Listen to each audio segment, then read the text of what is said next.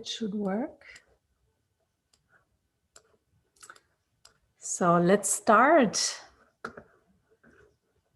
Welcome everyone to the Meetup, Design Sprint Stuttgart Meetup. And we have amazing guests today, Tomek and Thorsten from Hamburg, the long way from Hamburg to Stuttgart. Thanks for joining. Thanks for coming. And yeah, we have the topic facilitation. I think this is a big topic for everyone now working remote. I think we got used to the remote setup, but now it's the problem how to keep people engaged because they are doing so much remote and how to avoid, there's this new word, Zoom fatigue. Maybe this will be the word of the year. So there are a lot of, let's say, challenges around facilitation, not only for design sprints, but also for other topics. So I will share my board and I will give you a short introduction and then I will hand over to the Neon guys from Hamburg. And so let me share my screen. So yes, I get to know Tomek and Thorsten 1 year ago in Boulder at the Sprint conference. And I was part of your amazing session about facilitation and I learned a lot there. I have to admit, I learned some new things and that really created some much more confidence for me, for my facilitation skills, for the design sprints and other workshops as well. So thanks for that. And so I'm really happy that you are here now. You see under the two profiles, there is a lot of things. So you can just look at their website. There is a book to buy from Dana, who is also part of the team. Okay, so you can click on everything, check it out. And shortly to my person, I think maybe all of you know me. I think I see maybe some new names. So I'm Sabrina. I'm located here near Stuttgart. I'm running a design agency since more than 25 years. And 3 years ago, I discovered the design sprint and I got hooked from the first moment. And so I really deep dive into that. And let's say besides my design practice, you just have to know that I'm a designer. I have a certain perspective on that, but the design sprint is not only for designers. It's just for me, it really created it was like pieces of puzzles fell to the right space. And something very new about me is that I created a design sprint online training. You can find that here. You can also just click on that and find out more about it. But about the design sprint, and now I have just all my slides here on the mural board, and I just took some of the slides I usually use for presenting the design sprint. I just used some. I want to use only a few of them. But what I find really important is if a picture is worth 1,000 words, a prototype is worth 1,000 meetings. And I always, when I do that, when I'm in the end, do the user testing, I feel that it's so right. And actually, this is what you can do with a design sprint. So the design sprint, it's a system, it's a framework to create meaningful products. So in a week, you already can create something meaningful and you can solve complex problems. So it's not for something that is just to decide if the button should be blue or red. And for me, and that's now because I'm a designer, I see that from this perspective. So it was always for me like few creatives try to make great ideas. And we were always responsible for these great ideas. And we had to present it and we had to convince people about the ideas. But now I'm able to make everyone creating these ideas, and that's even more powerful. But this is not only, let's say, for a designer, but it's also if you are responsible. Let's say if you are a project manager or product manager, and you are responsible maybe not for the great ideas, but for the whole team, and to set the stage and to choose the right method. You have the responsibility. And also that is, you get, let's say you don't get rid of the whole responsibility, but you can share the responsibility better with the team and later on also with your user. So now, what is the agenda of a design sprint? I brought you only an overview just to make that very clear. You see here, this is Jake Knapp. He is the, he founded, he developed the idea, and this is the book, the very important book, which is always here on my table. And yes, it was 10 years ago he created this, this concept. And the, let's say, a short overview, and this is already the design sprint, the 4-day design sprint. The original one is 5 days. But just to give you an overview, you start with defining the challenge. So you align the team on a challenge. You hear each other's perspectives, let's say problem statements, and then you align on one problem, one challenge. You focus, and for this detail, because you cannot solve the whole world in one day. So you focus on one detail, and there you start creating ideas.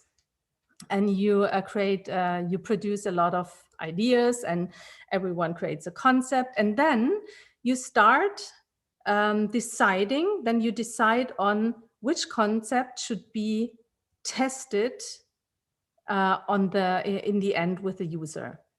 And when you decided on a concept, then you create a storyboard. And let's say the storyboard is just a briefing how to do the prototype. How should the prototype look like?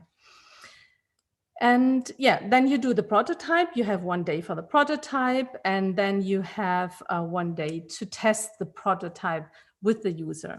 And the user can be a real, let's say, a customer, end user. So let's say if you have an app, it can be a user, but it can also be a colleague. It can also be supplier. It can be in the B2B world, can also be a client, a customer. So what is what you can get as a result? What is the outcome of a design sprint? You get a better ROI because you don't invest in projects which don't solve a problem for the user. You realize that beforehand, so you don't invest in projects they will fail. You get buy-in from the whole team and also from your stakeholders. You have a team. You get a team alignment. And so people also from different teams start talking to each other. You break silos. You have this limited risk for investment. So it's also much more easier for you to get money if you are in a big company and you have you want to get a budget for a project. It's much more easier to show that the end user, let's say that your user wants this project or this product, it's much more easier to get the budget for that. And you get real customer feedback. And actually, I think you all know that it's the real nice cult retro video. It's like when you do the testing, it's like you take your user, you go into the future, and then you test it there. So your future is a real high fidelity, real looking prototype. So it makes your user feel if it would be already, if the product already would exist. And so you just jump into the future, you test that, and then you go back and you decide if you want to really produce that, if you want to develop the product, if you want to continue with your concept. And I just brought you, this is one of our latest projects. This is a prototype. So it looks real. It doesn't work. So it's not coded. It just looks like a real app. And so if you show that to a user, it's like he would think, oh, this already exists. So he can give you a very clear answer on this question. And if you have, so we are using 5 interviews. So it's the smallest amount of interviews or testers that you can already create a pattern from. And last but not least, if your user gives you the feedback, he doesn't like it, he doesn't understand it, or it doesn't solve the problem he has, then this is also a good outcome of a design sprint, because then you don't have to invest in something which nobody needs, and which in a project or in a product that won't be sold. So yeah, that's also a good result. So now let's jump. I hand it over. Now I hand the stage over to Thorsten and Tomek.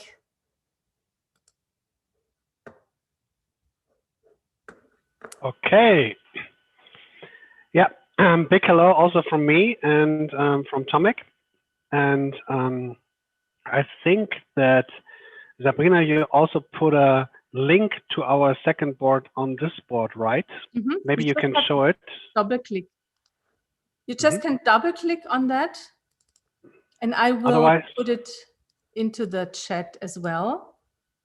That's awesome. Thank you for that. And then, Tomek, maybe you can give a short introduction into Mural for those who are not familiar with the tool that we're working with.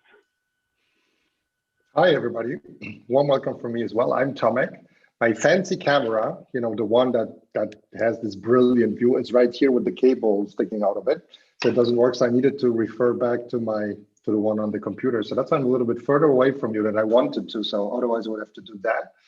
Plus, I have something that kind of makes it difficult for me to work immediately with my computer the right way. I'm going to try to show it to you right now. I don't know if you can see that. He wouldn't move. So he's here fixed on my arm, and I have to deal with this right now. So I can only work a little bit like that. Okay, so just that you understand the picture. So that's Tony the dog, the third one here in the office, at least for today. Great. I see the cat. Steph, fantastic. If there are more of those, but you know, so if you have more pets, you can show them in a moment as well. Yeah. So great that you're all here. Thank you very much for inviting us and having us, Sabrina. I'm very much looking forward to this. Before I'm going to start to explain to you how Mural works, I would like to know if anyone actually here has never worked with Mural before. If you've never worked with Mural before, type a 1 into the Zoom chat. I would like to see if there is anyone who says, great. Marco, this is your first time. Anybody else? Do we have more ones? If you're looking for a 1 on your keyboard right now, it's in the top left corner. Yeah? A lot of people don't find it immediately. Yeah? So fantastic. So we have some newbies here. Fantastic, great. So I will still, the ones of you that have worked with this before, please just follow us, and maybe you can find something that you've never worked with before with Mural, or a functionality that you've never worked before. If you have joined the board, and there are quite a few animals that have joined by now, but I have 26 of you in the call, and I have only 16 of you in the Mural board. So if you haven't joined the Mural board yet, Thorsten or Sabrina, this is, if you go into the chat, you will find 3 messages above the last one that we have. There's the link, there it comes again, fantastic. Please join us in the Mural, that would be great. Yes, there are more of you right here. So I'm going to ask you to come and follow me, and there are don't be alarmed if something changes on your screen or if you're being dragged somewhere. It's me doing that. So I'm going to be moving you around on the board a little bit. First and foremost, I'm going to hide the cursors for you so that you don't see other things moving in front of you. There is sometimes a lot of movement on the screen in front of you, and that makes it a little bit difficult for people to be able to follow. So I just disabled this. So nothing broken on your computer. I just did that. And I'm going to ask you to follow me. And the way to do it is I'm going to use a function here where you're being summoned. So the ones that are already in the board now been dragged right now into the corner that I want you to be in. If you're first time in a mural, then a mural is basically a virtual whiteboard. It's something that you would use in regular meetings before this whole Corona thing started. So like, I don't know, 6-7 years ago. This was the moment when you worked with pens and papers and you were actually in a room with people and you used and you wrote things down and you put them on a whiteboard or on a board of any kind. This is what we do now in the virtual world. So I'm going to zoom in a little bit. If you're still following me, you will be zooming in as well. Some people are already working on this. That's fantastic. If you just double click somewhere in this field now, for the ones of you that are doing this for the first time, a sticky note, a post-it will be created. So if you've never done this before, you can try it out now. If you've done this before, I would still like you to create a post-it. And I would like you to put your name on it. So there should be 20-something post-its with names. Yes, it's happening right now. Fantastic. And then if you've used the mural already, then change the shape, change the color of the post-it, change the size of the post-it. Let's try to create as many different post-its as possible. I don't think that we can, it would be fantastic if we actually have enough. Oh, there you go. There are more features being added. But yeah, if you're proficient to this, then you can change things, change the colors. You can change the way they look like. You can change the shape of them, the size of them. Fantastic. And if you want to, you can change the font as well. So there are a lot of different things that you can do, and as you can see, things are happening here already.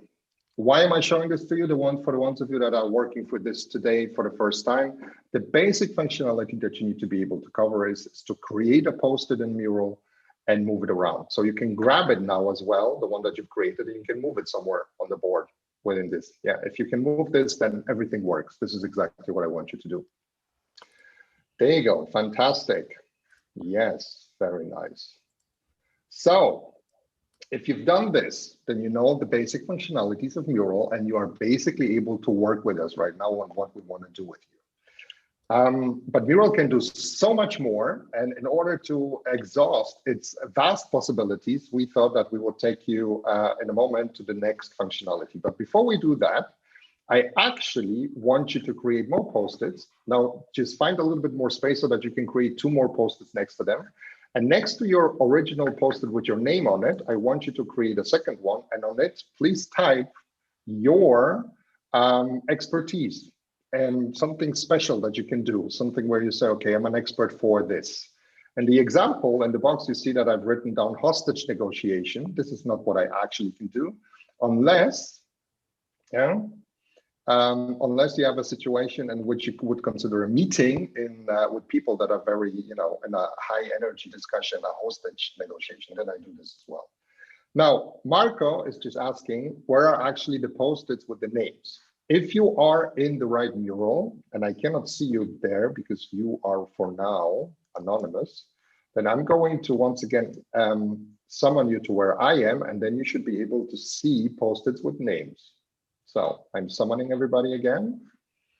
And if you are following me, then you should be able to see now, you should be in the board, in the area where the post-its with names are. And now you can create next to your name a post-it with your specialty. So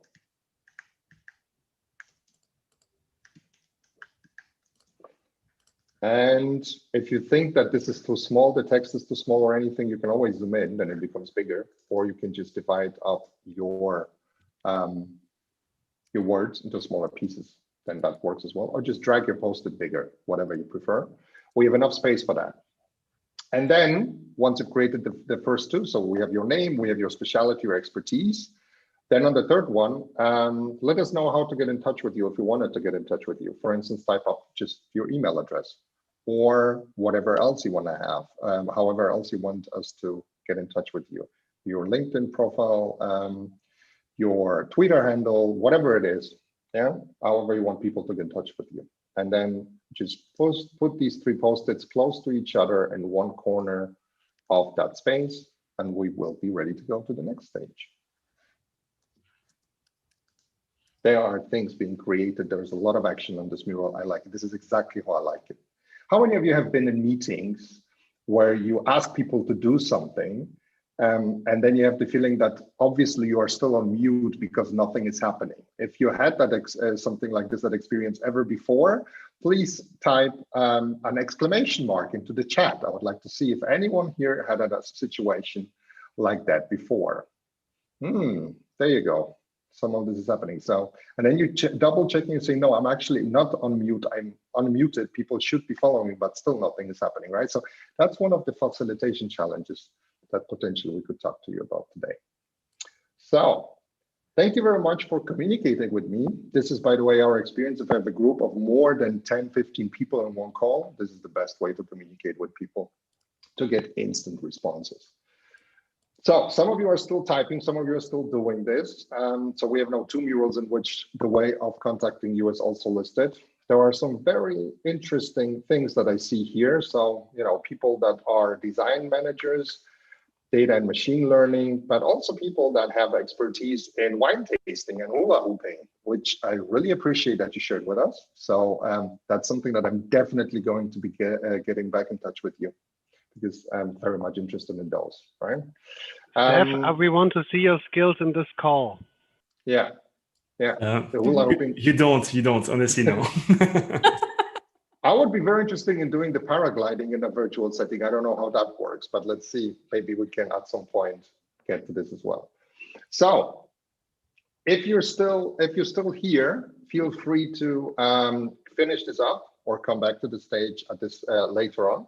But we have a pretty good feeling now about how Mural works on the one hand, and who you are and what your specialty expertise is. Building IKEA furniture.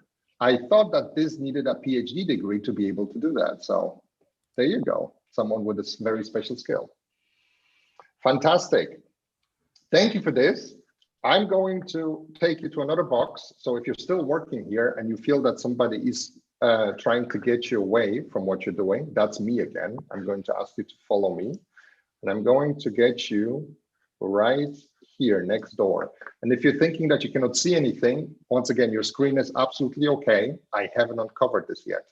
When we work with Mural and we manage teams, what we learned was very efficient, or is very efficient, is like not to reveal everything from the very beginning. People are curious. They start moving around the board, looking at things, starting asking you questions before.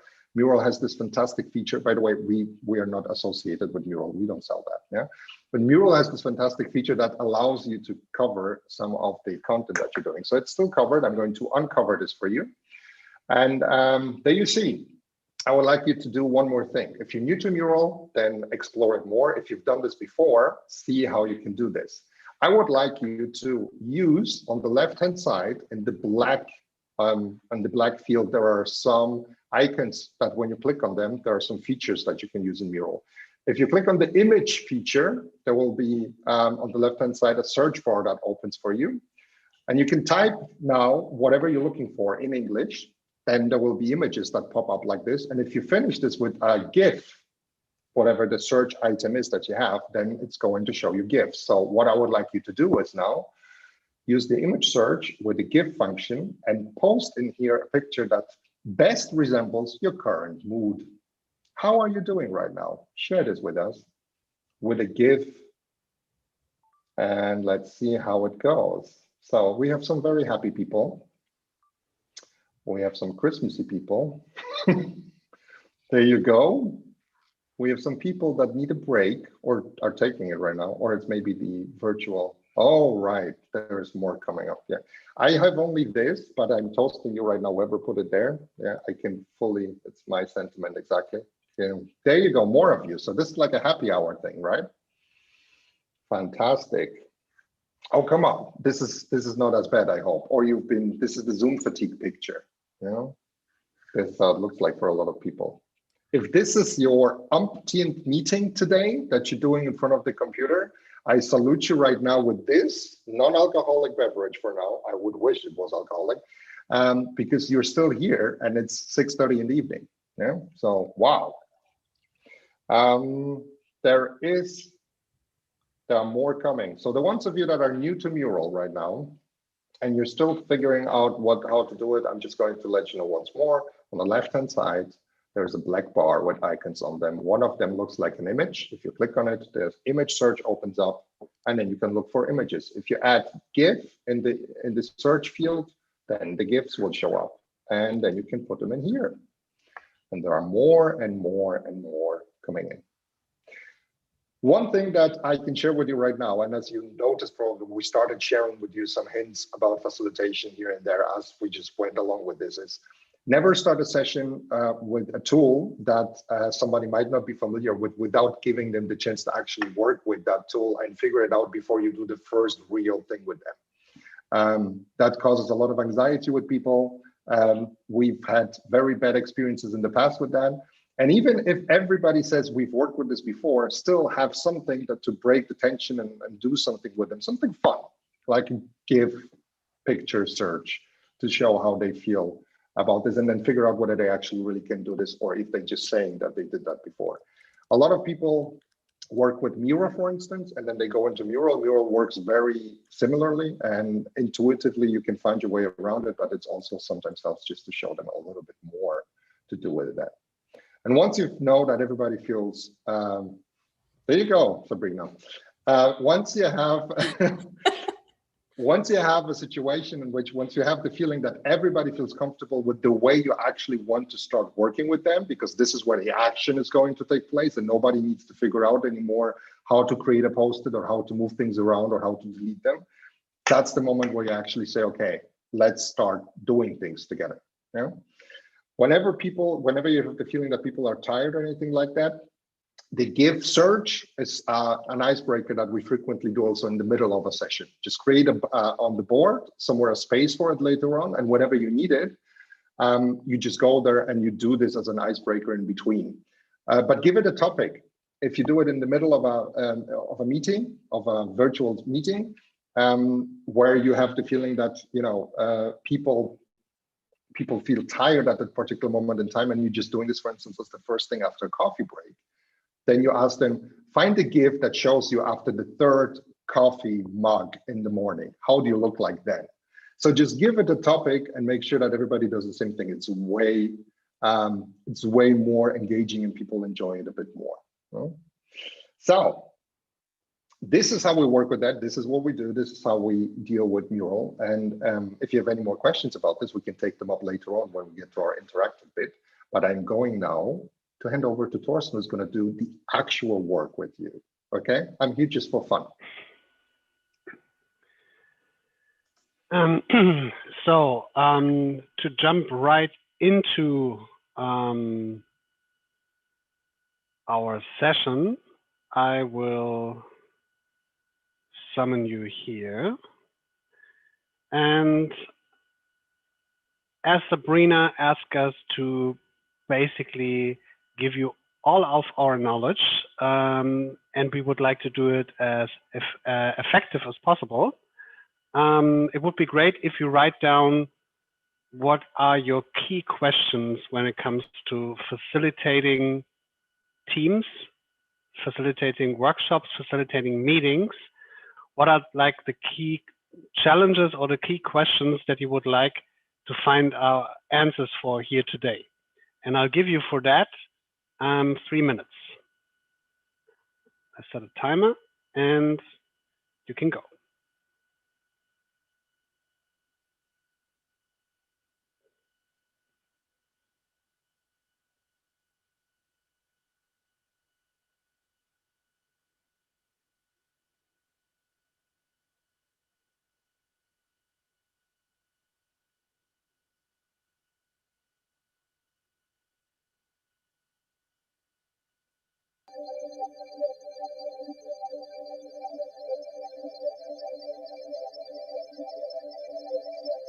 Don't be alarmed. This is music that's supposed to help you focus on the task. Is that free music or because it's streaming on YouTube? Then this is just an example. We try.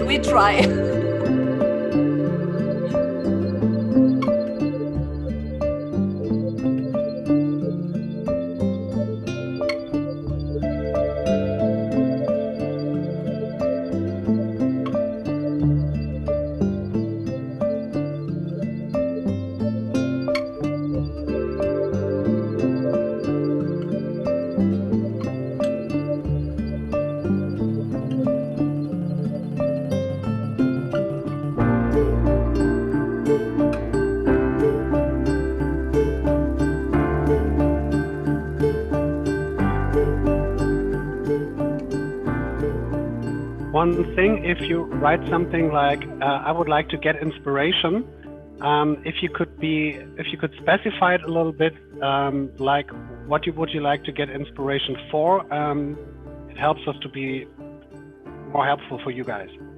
So be as specific as possible.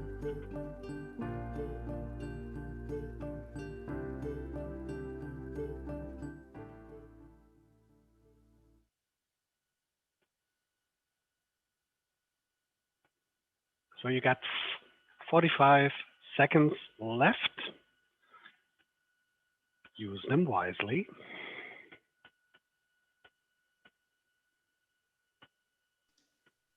So we just made sure that your stream is not going to get blocked, hopefully. And this was one more of our things that we do with Zoom. As you know, you can just share the music in the background without sharing the entire screen. And this is what we frequently do when we ask people to do creative stuff, and just make sure that everybody hears it in the same way on their devices. Just make sure that you give them a little bit of warning. I wanted to surprise you because sometimes people have their volume turned up really high, and I had people jumping up the moment when I started sharing music with them. Yeah, just as a hint. Okay, cool. Thank you so much. So many great questions here. We would like to narrow it down a little bit. We will try to answer as many as possible, but start with the ones that have the most relevance to you guys. So before we go into answering mode, I would like for you to vote what, in your opinion, are the 5 most relevant or most pressing questions or challenges that you have at the moment.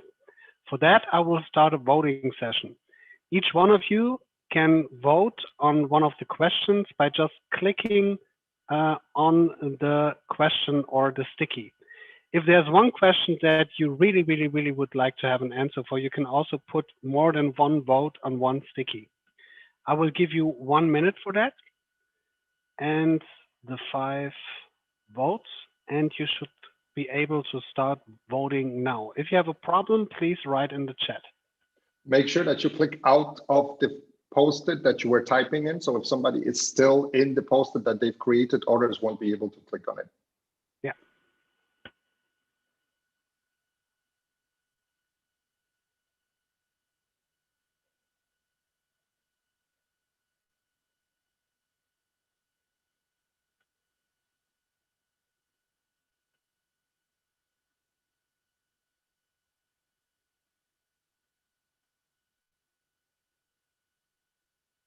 Yeah, there's a lot of voting happening. That's great. Don't be shy.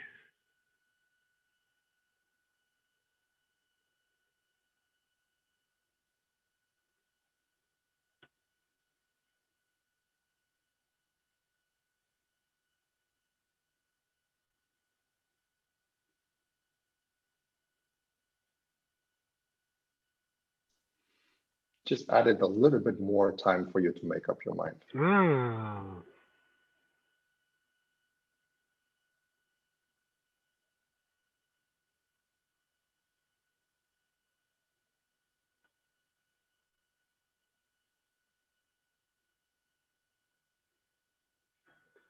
As you can see, this is also a great collaboration tool because it allows voting mechanism that is anonymous.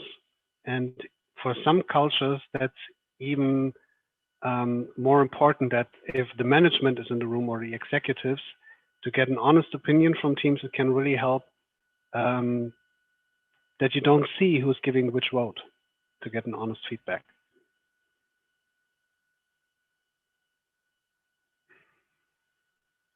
Cool, some are having one vote left.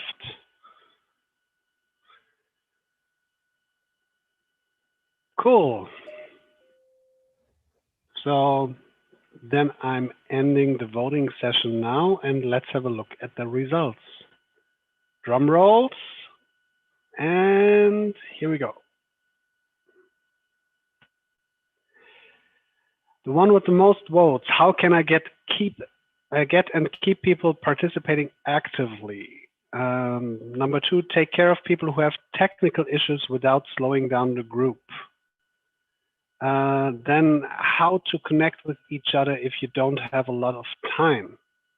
Okay. Then how to choose the best chain of activities, fun and serious work to get results while people bond. Ensuring everybody's engaged, that's basically the first question. How to avoid distraction. What are good and bad exercises to activate the audience? I wonder what Tomek will have up his sleeves for that. What can I do to make people start discussing, talking? Okay. How to hide the content blocks. I think I need a little bit more context for that. Who wrote that? It's just what I was explaining before. I'm going to say a few words. Oh, okay, good. Then get organic feedbacks like laughs or applause when people are muted. Okay. Onboarding, how to help people to turn on the video.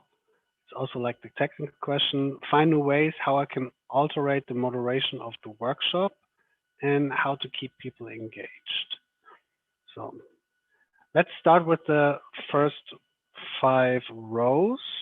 And now I'm going to open up the field next to it, and I'm going to post the ones with the most votes over here. And Tomek. If you're new to Mural, and you need to click away the results from your page that were automatically shown to you in the beginning, just click on the right top corner, and if you click this away, then you'll be right back to the usual Mural view.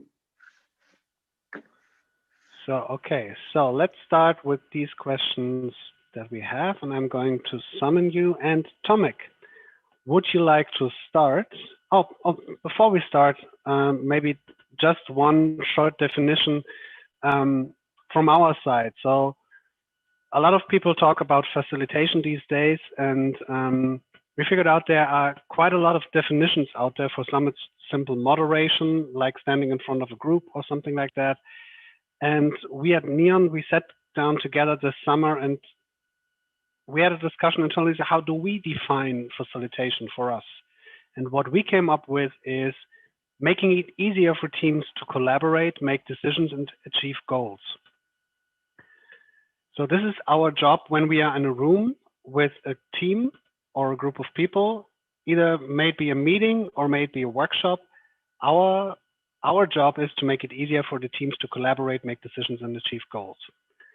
Usually, we create so-called frameworks for that. A framework is something like a design sprint, meaning it has a clear outline or instruction on how to create an outcome for a defined purpose.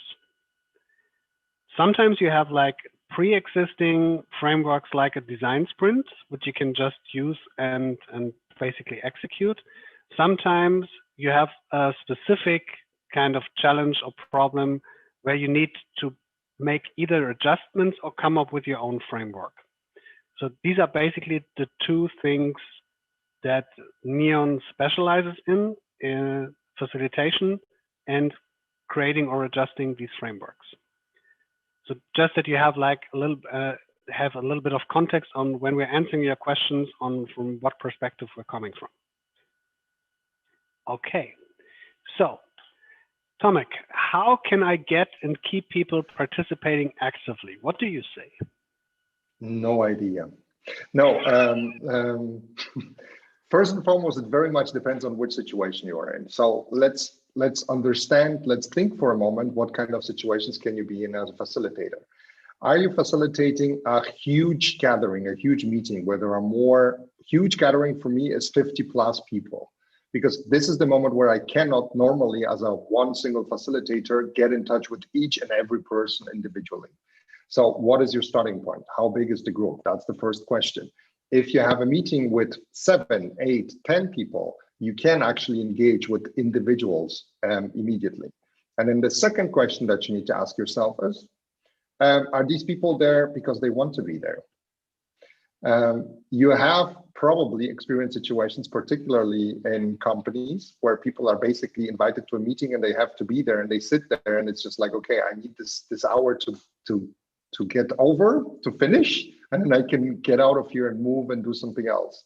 And sometimes these type of people are not as visible in physical settings, but they are extremely visible in virtual settings. So you really need to think about, okay, so what is my starting point? So everything that I'm going to tell you right now goes in the direction of, I have actually meetings or virtual workshops in a setting where I have less than 50 people in, so more intimate, and that I assume that these people actually want to be there, yeah? So that they have an interest in what is happening there. Because if these two things, if these two boxes are checked, then you can actually really start thinking about engaging with people actively and getting them on board. First rule that I always have is that you never let anyone speak in one go for longer than 5 minutes. Never, ever. Otherwise, people just fall asleep in virtual settings. And that includes the CEOs, people outlining strategies, showing and giving input, whatever it is. If they have things that simply take more than 5 minutes because it's more complex and there is more insight or more stuff, then divide it up. Make sure that after 5 minutes, something else happens. You know? This is the first thing, because this is the moment when you get people to do anything. And you need to keep them active all the time by engaging with them all the time. The moment when we started speaking, I asked you a very simple thing. So who's never done mural before? And now you can do following thing. I have half of my screen is black, and I know that you are there because you started engaging with me, but I cannot see you. I cannot read your facial expression. I don't know how do you react to that. So you need to find an outline, a channel in which you make sure that there is some kind of a feedback, some kind of an interaction and engagement going. Chat is one option. So basically asking a question for immediate answer, where you normally would have people just nod in a physical setting, you would say, okay, type a 1 if you've never done mural before. Yeah? If you don't get a result, so once again, we are assuming people that are in the meeting are actually willing to be in the meeting. They have vital interest in what's going to happen, so they actually would react to these kind of things. So don't get people speaking longer or as long as I am doing this right now. This is way too long without you doing anything. Make sure that you create room for interaction by asking them to do something. If it's just typing something, if it's just a number, a letter, or whatever it is, it's probably from webinar rules, but this is actually working. And then make sure that after latest 10 minutes, people actually have to do something, create something. You give them an outlet, whether it's something that we just did a moment ago with the GIF search for an icebreaker, or if there is something that is actually content related. You cannot obviously do icebreakers every 10 minutes, or let's put it like this, you can, and if you do that in a full day workshop, tell me how it went, okay? Afterwards, I would really like to know how that went, but typically it just means you need to make sure that people have something to work with. So the way we do it, and what you're experiencing here with us in this meetup, is that basically we immediately went to another section in the mural when we asked you to do something. Share your thoughts. What would be a question that you want us to answer? What are the things that you want us to do? Give people an outlet and ask them to do something, to create something. The easiest way to do it with a mural is a post-it. Okay. Building on that, I would like to know, from you guys, who has a problem with technical issues in a virtual meeting or a workshop where it slowed down the overall process? Please type in a 3 in the chat so I get to know a little bit how often There's this one happens. person. Steph. It's Steph. He raised his hand. Yeah, I saw that as well. Okay. He had it a few times apparently. Yeah. So we know the situation. We had a very big gathering this summer with, I think, around 100 or a little more people, 120 people, where we had all kinds of pre-knowledge when it comes to virtual collaboration. So some were experts and some just started out. What we usually do in a setting like that is we have one or sometimes two tech supports at our office.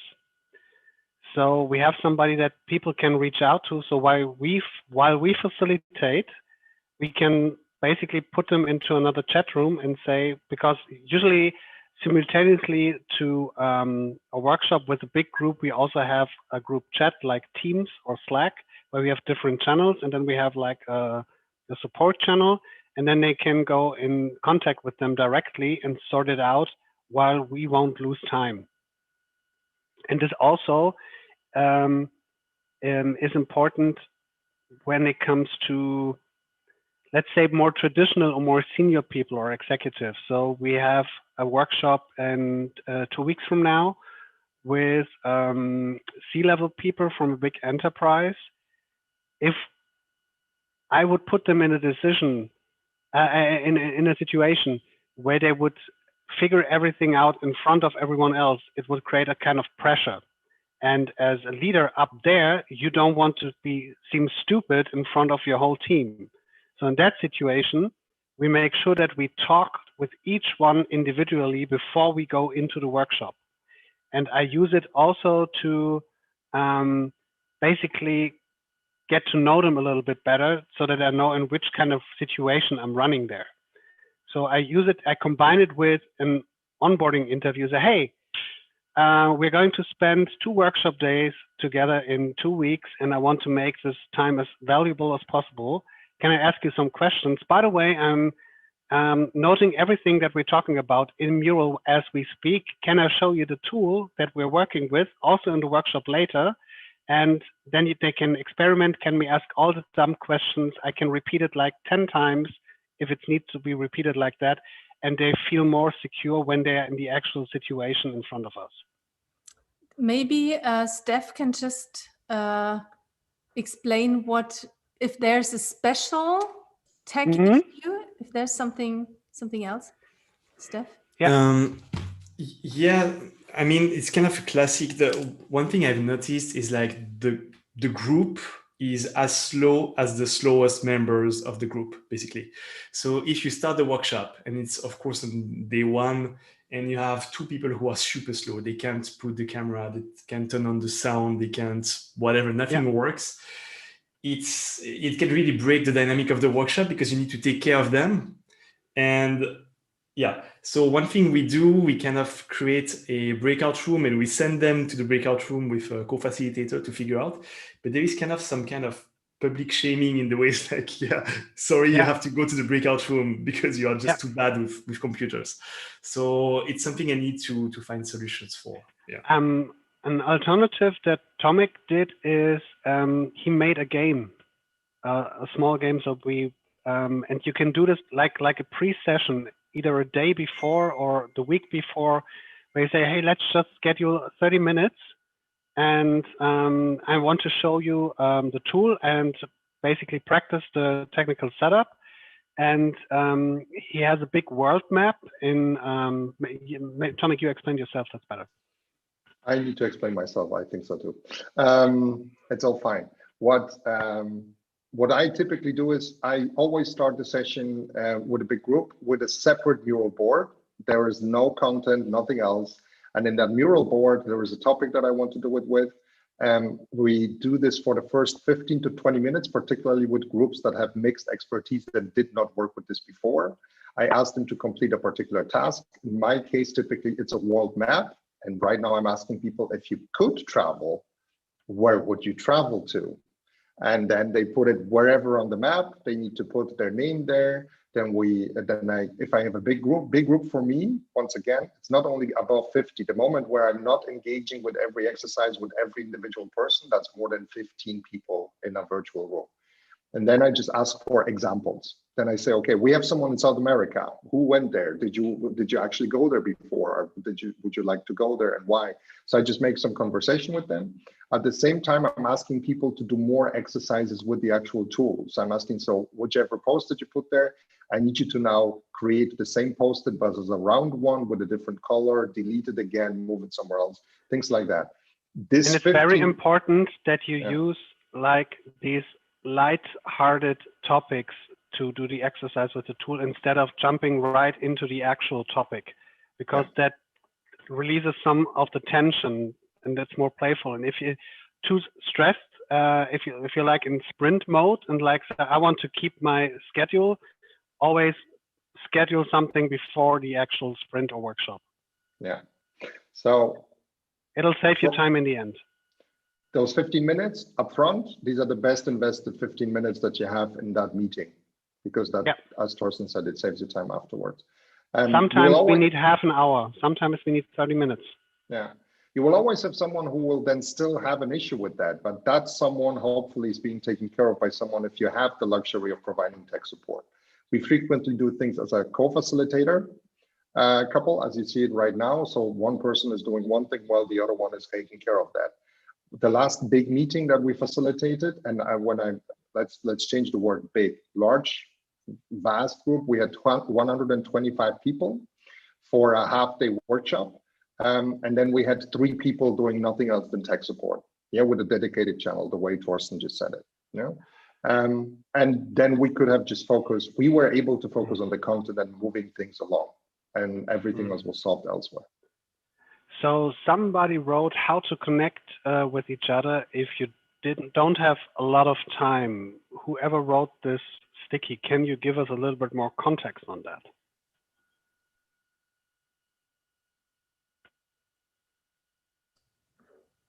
Just unmute yourself and speak out loud. They already left. Okay. So then we just have to basically create a context for ourselves. The thing is, with virtual meeting, one thing that we observe is often overlooked is that you need to schedule time for human connection. You need to, it's not like you go into a meeting room and you immediately start doing your thing. You need to schedule time, like 5 to 10 minutes, to create a human connection. It can be things like, what is your favorite summer jam? Can you share it with me? It can be a simple check-in, which we sometimes do, where we just draw three smileys and say, how do you feel at the moment? Do you feel like upbeat? Do you feel like somewhere in the middle, or do you feel like low? And then ask a second question. Can you just tell me one sentence why you put your sticky next to which of the smileys? And sometimes people say, it's the 3rd meeting in a row and I didn't have time for lunch. My baby won't stop crying, so I didn't sleep last night. Or I'm really annoyed by this project because of, and it eases the tension a little bit, and it makes it easier to collaborate and more fluent to collaborate afterwards. And you also realize that if somebody's grumpy, has it something to do with the meeting or the workshop in front of you, or is this person bringing something else into the room? At least you know, so you can tackle it differently. Maybe to add on something, I think it's also very valuable to start using the Zoom chat for that. So sometimes I just start using the Zoom in the beginning before jumping into the mural, just to, like you did that with the please type in 1 or something like that. And that can be also if you start yourself with something where you share a struggle yourself, then everyone can just build on that. Yeah. And don't hide. And by the way, we call it the check-in.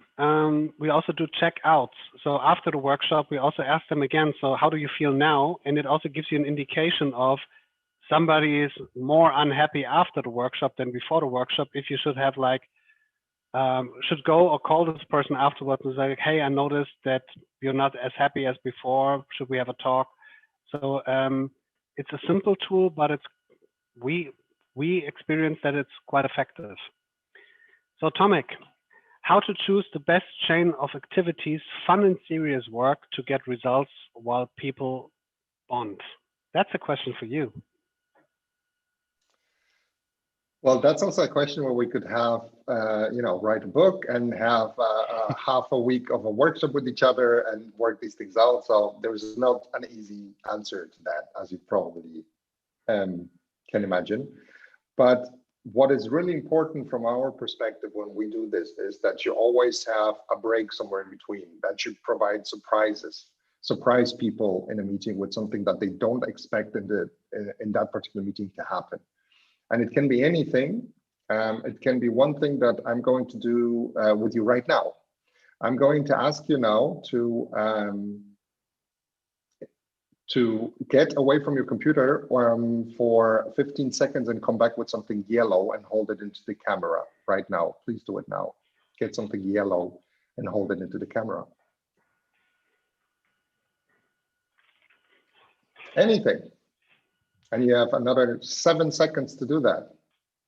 Oh dear God, do I have anything yellow somewhere here? There you go. People have yellow stuff. Hold yellow things in the camera. There you go. Fantastic. That's interesting. There are interesting yellow things that you have. I have no idea what that is, Sabrina. Oh, come on. How many of you have yellow Post-its there? That's not fair. You need to. That's a small chocolate. This is a gift from Steph. Okay, thank you very much. I counted like 6 people with yellow Post-its. So basically what I do in the middle of the day, oh, perfect. Something else there as well. What I do in the middle of the day, when I had the feeling, okay, for the last 45 minutes, people were doing other stuff, I ask them to just jump up, leave the computer. I ask them physically to go away from the computer because otherwise everybody's there with a yellow Post-it, and go somewhere else and come back with something in a particular color or shape. Last time I said, bring something alive. Yeah. So that was the moment when I showed the dog, but people came back with plants or food or whatever else, right? And said, look, this is something alive. What I'm trying to do, simple physical activities, connect them somewhere in the middle. The chain cannot be, ideally, you don't break the chain in a way that people feel we were in the middle of a thinking process, getting something done. And by the way of you doing now an energize in the middle of it, you kind of tore us out from the thinking process, and it's going to be very difficult to go back. So you need to be very sensible about, okay, what's the right moment to do that? Yeah. This is, and that very much depends on what's the setup and the goal of what you're doing. Yeah. What I usually do is, and I learned it from Tomek, I start with a simple Google sheet where I write down, so what is the result that I would like to have from the session, workshop, or meeting? And then I start putting down the exercises that I've planned for it. And then I usually take like a red marker and cross out a third of them, so that I have more time, because in the beginning, when I started doing facilitation, I tried to do too much always. So I was always running out of time. And I realized doing like basically just 2/3 or even the half of what you've planned and creating time and space to build these human connections is actually more effective and leads to better outcomes than rushing everyone through too many exercises. When you have a team that you do many workshops or meetings with, you can slowly basically increase the tension and to give them less time for stuff, for like time boxing and stuff. But if somebody just starts out working this way, they usually need a little time to get accustomed. What about inviting everyone, just writing into the chat what you have, what is your preferred, let's say, activity? I've prepared a field for that for later, so that everyone can share their favorite icebreaker. So you've just taken it away from us, Sabrina. You know, we've been building up this whole thing to that exact thing, and now it's all gone. I just follow your rules. Engage the audience. Absolutely. Yeah. So how to avoid distraction? This is also something that sounds like Tomek. If you're thinking about how to avoid distraction yourself, that's one story, you know. But if you're, and I assume that the question is how to avoid distraction for your people, for your participants, the people that are in the actual meeting, you won't be able to avoid distraction.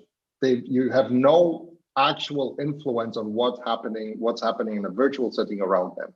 That's a completely different story if you have people in the same room. In order to make sure that this distraction does not derail what you're doing with them, make sure that you don't provide them opportunities to get distracted. Opportunities to get distracted are somebody is talking about this one slide for 15 minutes. During that time, I can put myself on mute, switch off the camera, go and set up, go and cook something, I don't know, read through the emails, do whatever. I have no idea. What does that mean? Don't provide them opportunities. Keep people engaged at close intervals. Ask a question. Say, Jana, have you ever been in a situation where you had the feeling that nobody follows you in a meeting? And then whatever Jana is doing right now, it just fell down from her table because she's like, is he talking to me? He didn't ask anything before. Yeah. So you just incorporate. No, you're right. And actually, it's, I have to say, super cool session. Just facilitate, sorry if I'm interrupting, just facilitate the session today, which didn't go as I expected, which is rare. What happened? What happened? What did you plan and what happened? I planned that we would go for something like a lightning decision jam, right? So really like fast paced and really quick, just type what is on top of your mind. But people had the need for discussion and the need to go deeper. So probably you want to follow the list, but if there is time still to answer a question like this, what do you do in this situation? What's your experience? We moved a couple of weeks ago into our new offices, which is a German economics magazine. So these are journalists, and they also ask us to do some workshops with them. And journalists, they don't enjoy a time timer. They enjoy discussion. So the thing is, what I usually do is you have to build time in for discussion. And the lightning decision jam is not a method for discussion. It's a method for put out your thoughts, vote, decide, move on. So if you have something like that, create some, even like 10 minutes or something for discussion, and also lead the discussion a little bit. Like if they are talking to each other, go in with questions that help to specify what they're talking about. Like what something like, I realize that you guys are talking about this issue now for 2 minutes. From an outside perspective, is it this what you're trying to achieve? So you can facilitate the discussion a little bit so that they can find a point to move on faster. Does this help? Yeah. Sorry, there is one more thought, and I don't know if you always have the opportunity to do that, but we've already used this hint before in a different context. If you have the opportunity to do a pre-alignment session with people, even if it's just 15 or 20 minutes, you use this on the one hand to introduce them to the tech, but on the other hand, you really understand what they need. And if you realize that there is no alignment whatsoever in what needs to come out of that session, then you know a lightning decision gem is not going to work. You first need to use that session to get them to a point where you can do a lightning decision gem with them. So we are big fans nowadays of doing pre-alignment, and this pre-alignment, we get people for at least half an hour, typically even longer, and actually show them that pre-alignment, we always give it a fancy name. We never call it a pre-alignment or a tech check session, never call it that. We need to give it a fancy name. We call it challenge discovery. And then we do this with them for an hour or an hour and a half, and where we just figure out what we actually need to do with them when we get to the actual workship. Yeah. And this is what I'm gonna do next week. That's also no, I'm dead serious. So there are 2 follow-ups from that next week, or probably it's gonna be more. And like what I tended to do earlier is literally schedule one-on-ones, at least with some participants, to get a feel for the group, right? Because if it's a new area, and I'm in consulting, so it's always something new and new people, and figuring it out on the fly is probably not the best idea. So, but yeah, thank you very much for this suggestion. Absolutely. It's not a question here, but still, I'm going to tell you a secret. Basically, something that we found out over the last couple of months that changed a lot of the way. This is streaming live, Thorsten. Stop talking now. That basically changed a lot for us in terms of how we interact with our clients, and it changed the way that usually now they follow more our lead and don't question our approach. And this what Tomek just said, the challenge discovery. Before we go into a negotiation with a client or a group or a team, we make sure to find out what is the actual problem that we're trying to solve. What is like the focus point that causes the most pain at the moment. And we really dig deep into and ask from several perspectives to figure out, so why they want to do something different? Why do they want to invest money and time? What have they done before? Why didn't it work before? What should be differently this time? How would it impact their everyday life? So we ask a lot of questions to really narrow down, like, what is the problem? So that we, in the end, can come back and say, did we understand it correctly? So this is the problem that we're trying to solve. This is what you've tried so far and it didn't work. And what you say, also something like, who's in the room? Is there someone who is tricky, who's not in the room but should be involved? All of these questions, we ask them up front. Because once we mirror them back, this is the problem that you're asking us to solve for you. It's easier to say, if you want us to help you with this problem, you need to follow these rules, and then we present our approach. And this seems simple, but it changed a lot. It's basically it took us a year to figure it out. Yeah, basically it's UX basics. If you think about if we would be the product, the digital product, what is the problem that we're trying to solve for the client? And what we realized is, if the clients in the room are not aligned on the problem that they're trying to solve, if this person wants to solve a business problem, the other one wants to solve a UX problem, the next one wants to solve a data problem, it's really hard to get them moving. So once we've aligned them on, so okay, you all agree that this is the thing that we need to fix now. It's easier to say, we're going to show you how, we are going to promise you that we will reach the result, but you have to do as we say. Or we're not going to do it. Exactly. And it is so much, you cannot imagine how much pressure is taking off ourselves, because we don't say, we really like you, we really would like to work with you. But if you don't find it possible to follow this process, we don't find it possible to work with you on that problem. We just had a request from a big automotive company who said, yeah, do the workshop, facilitate it, but we won't sit, but the participants won't sit in front of their own computers.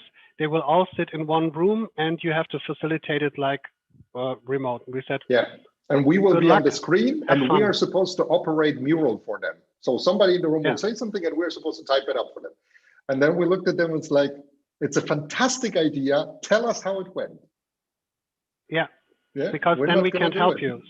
So if the client or the person that you're doing this for basically says, yeah, you can do it, but you have to do this, this, this, and you know it's not going to work, don't do it. Because in the end, people will look at you and say, oh, okay, you didn't fix it. Okay, so coming back to the questions, what are good and bad exercises to activate the audience? This is also a Tomic question. I don't know why He's you're our saying this again entertainer. and Do again. do we have also a Torsten question? Most of them are Torsten questions. He's just being I'm- polite and trying to shove them over, but he always takes over. You see that, right?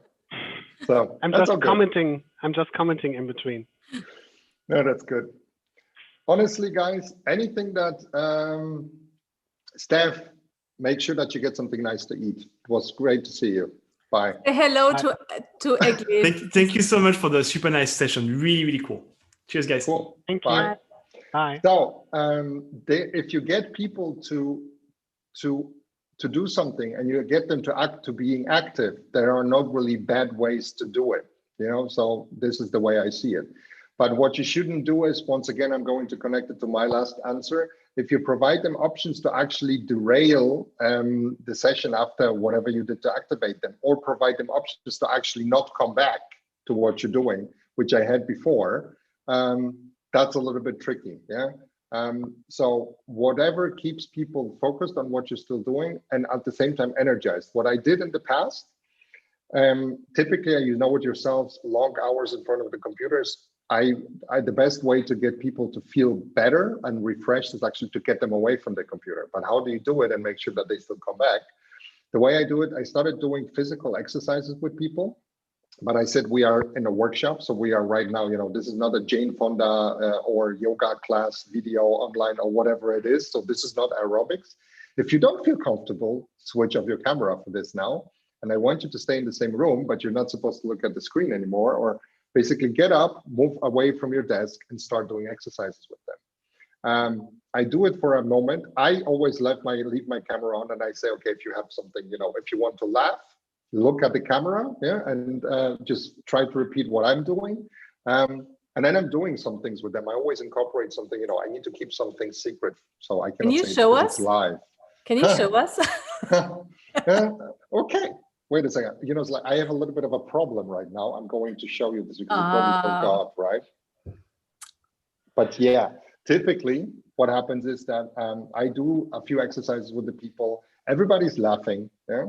Then I ask everybody to unmute at the same time and make a noise that reflects how they feel right now after they did that. Obviously, if you're in a big office with 20 other people around you, they will be very quiet with that noise. But typically, these are those fun moments that kind of re-engage people in doing all of this. Yeah? So anything that creates an activity that you are able to influence, but it is actually not done on the computer directly is great. If this needs to be something creative, I ask people to get a pen and a paper, like a real pen and a paper. I give them an exercise. I ask them to take a picture of this and upload it to the mural afterwards. I don't want to see it on a post-it. I don't want to see a picture that they found on the internet. I want them to create something, take a picture of it and upload it to the mural. Just to give you a few examples, whatever creates an activity that is not digital is fantastic. Can you give me some example that would be bad? What's a bad exercise? Go and get yourself a coffee to go at the next Starbucks. Yeah? That would be, from my perspective, a little bit difficult to actually do. So something that takes too long or is too complicated. Yeah, it's too long, too complicated, and gets in the way. And anything that has more than 3 elements in them. The moment when you start explaining people an activity and we say, so first you're gonna go and you're gonna get yourself a cup of tea. Once you have a cup of tea, at the same time, ideally, you will start building an origami with a yellow colored piece of paper, but it needs to be at least A3 size. If you don't have that, you can cut it out from a piece of cloth that you have hanging in front of your window. And then once you've done that, you wrap it up around your pets and you set it on fire. And then I'm asking them, and what was the first thing that you were supposed to do? And people look at you, it's like, I don't know anymore. Yeah. So anything that has more than 3 steps, people won't be able to follow. It just creates anxiety, and basically most of the people won't do it if it's too complicated. So this is a perfect by the way, never handover. set anything alive on fire. Yeah, we're still alive. Yeah. So what I would like for you to do now is basically what Sabrina asked you earlier. Pick a post-it and write down your favorite virtual icebreaker that you've used or experienced so far, so that you can share it with the group and everyone can maybe benefit from it. So I've summoned you here on the board again, and here are already some stickies. So I'll give you 2 minutes for that. Write down your favorite virtual icebreaker. You can make the post-its bigger if you need more space. And ideally, you don't only describe what it is, but you write just in a word or 2 words, what is it good for?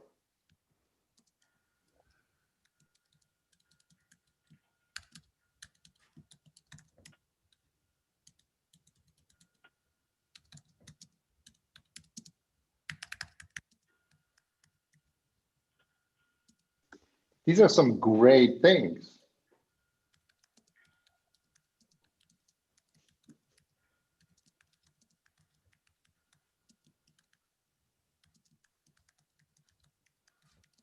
Fantastic.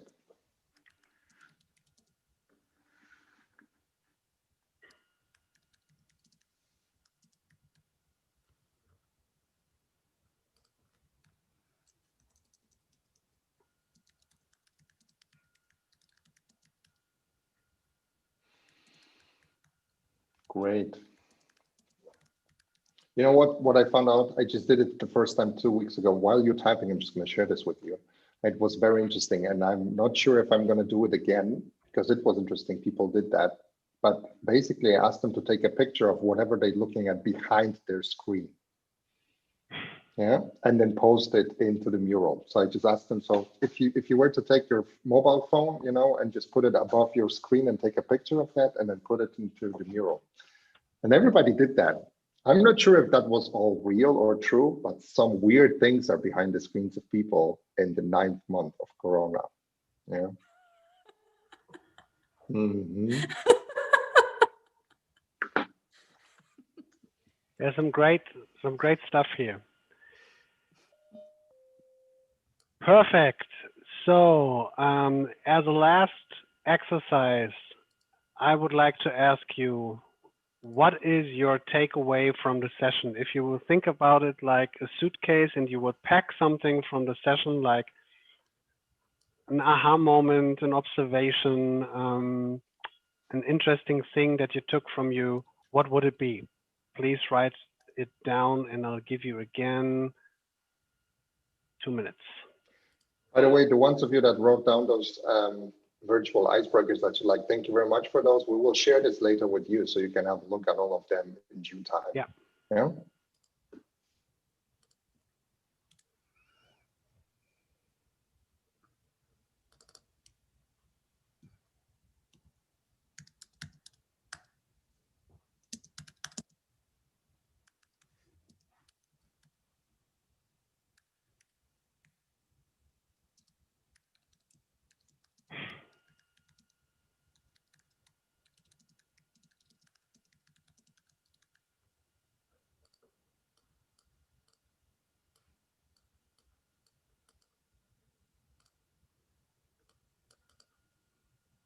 So we have one more question in the chat that I see from Marco Waltz. Do you prefer Miro or mural? What is the better and why? Before we answer that one, let's just make sure that everybody writes it out. And I think I would like 1 or 2 of you to share your takeaways with everybody else. That's cool. So if you've already typed it up, if you have it there, if you could share with us, like really read it out and tell us why, what you'd have written on those posts. I'm not going to call out anyone, yeah, because we know what can happen and you spill things on yourselves and things like that. But anyone who would like to share with whatever they've written down on one of the post-its in this field. That would be great. Tell us why.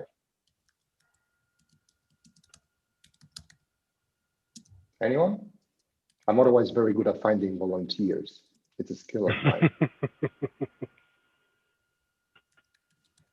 Marcus.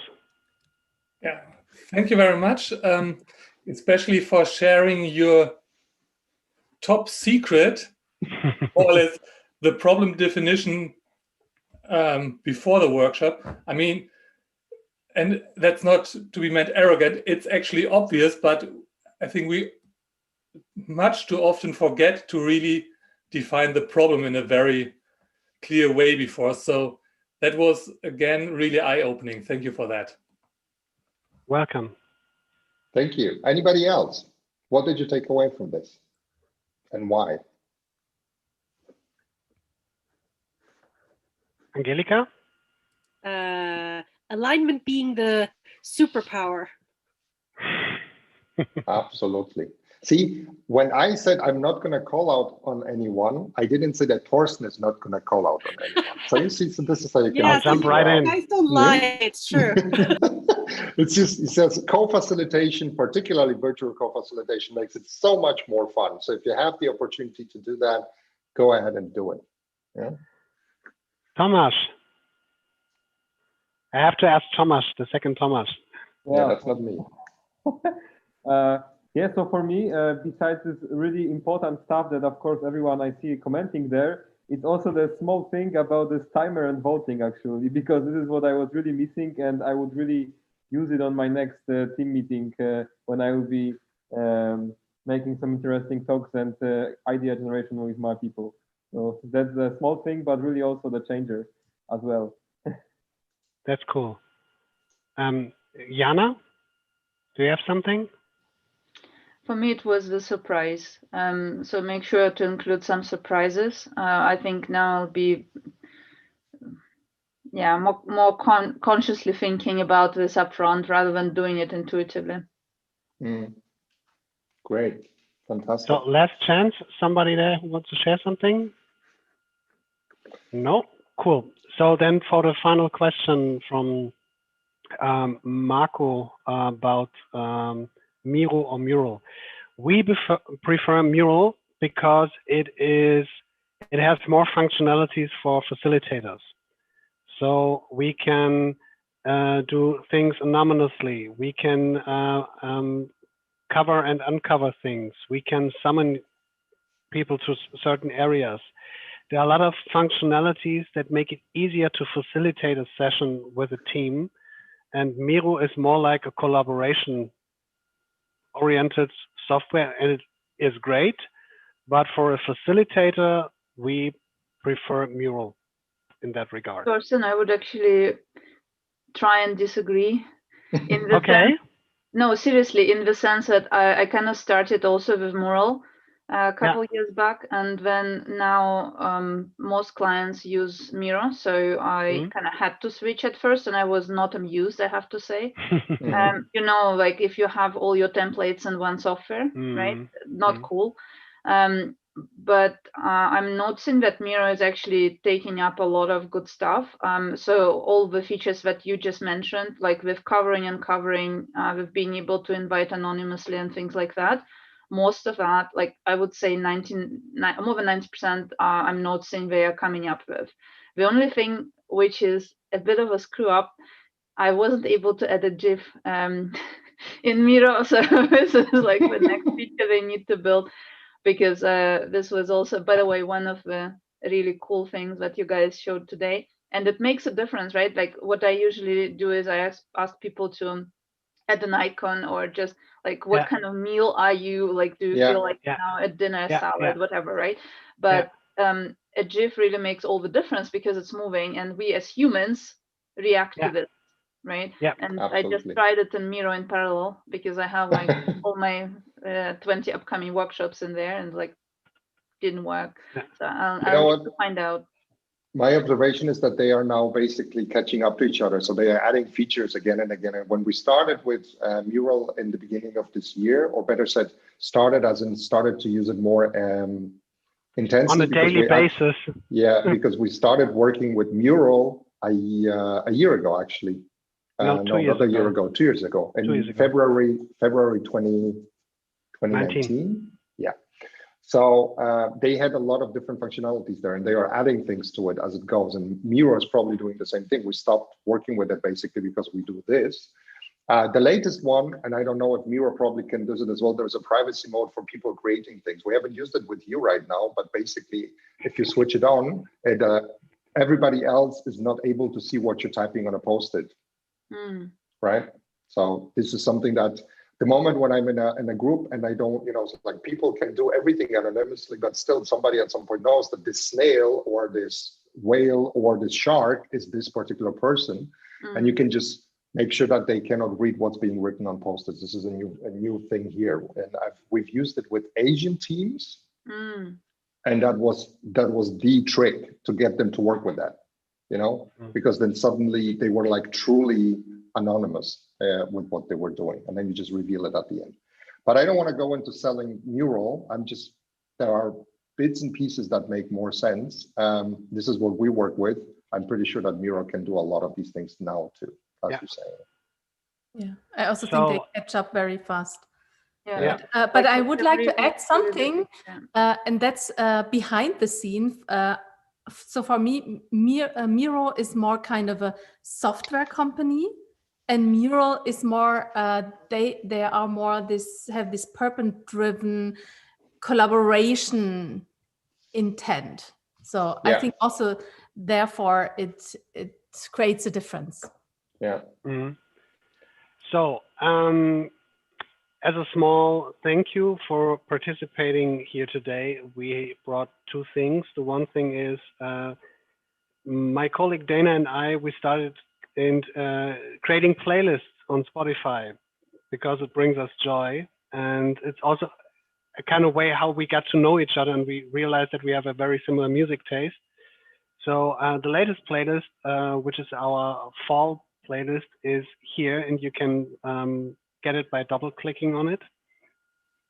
Then the challenge discovery that Tomek mentioned earlier is also as an official template now on Mural. So we are also partnered up with Mural for some stuff. So we are part of their Playmakers program. And that challenge discovery that is up there at the moment is with a focus on if you want to create a new product. But there will be more challenge discoveries coming soon next year. And if you would like to find out more about us, there's also a link to our website where you can see what's behind these two guys who goofed a little bit around with you guys today. And with that, I would like to hand over to Sabrina again. Thank you very much for inviting us. You have to go and unmute yourself. That's the quote for 2020. You're on mute. Yeah. Did you realize, guys, I just need to share this with you. Maybe you've seen it before, but did you realize that this is like the new kind of seance, which you're trying to actually get the ghost to join you? Most of this time, people sit there and say, like, it's like, Sabrina, are you with us? Sabrina, give us a sign. Sabrina, can you hear us? Sabrina, say something. Sabrina, we cannot see you. Show yourself. It's like sitting in a seance and calling up on ghosts. Yeah. Sorry for that. No, that's fine. So thanks a lot for all your input. And so for me, that was also a learning to start basics. So because sometimes I do that so often that I assume people already know that, So that was just also to confirm, start small, start with the basics. In the workshops, I do that, but also in the meetup, I do this meetup so many times that I think people should know now. But we always have new people, so sorry for that. Yeah, but this is a learning. I think this is really nice to start with that kind of warm up that also covers the first, the first minutes when everyone is just joining and there's here and there silence. So yeah, that's really nice. So I thank you so much. And I feel, so I know you, Tomek, as a real extrovert facilitator. So that's a bit different here. So I think that's just because of the dog. Yeah, absolutely. I couldn't move. Sorry for that. So I really like how you move in the room, and I just feel the same spirit. So that's so nice to observe that it's still the same to see you here virtually, and to what I remember from Boulder. So that's very nice. Thanks a lot. I have to for tell all you your that I'm input. so much looking forward to getting with people back in a room and actually doing the next facilitation class with people in a room, which makes so much, which is so different. And it feels like that happened the last time, like 6 years ago. This is the feeling right now. Yeah, Yes. we will be back soon again. So thanks to all of you. And next week, we have a special guest, Errol Gearson. Who knows Errol? Just hands up. Check him out. He is a professor from LA, from a design academy, and he is the master of business management and finance, and he will give us insights. He's so wonderful. He will give us insights about how to manage your business. So it's for creative entrepreneurs, small businesses, and I'm so happy. He has so much impact, and he helped me actually to survive the crisis. I may be a bit dramatic, but it was him, an interview I watched, Christo and Errol, and that really created so much impact for me. So yeah, I'm looking forward to that. Don't miss that. Okay. Good night and thank you. See you soon. Thanks so much, guys. Thank you. Have a for wonderful having us. evening. Thank you so much. Bye. Thank you so much. Bye. Bye, Fernanda. Bye. Thank you. Thank you, Sabrina. It's Thank always you. a pleasure to see you and share with you. Yeah. Bye. I stay here some minutes for saying goodbye to all of you. You made me laugh with the I'm a little bit dramatic, I must say. Maybe I'm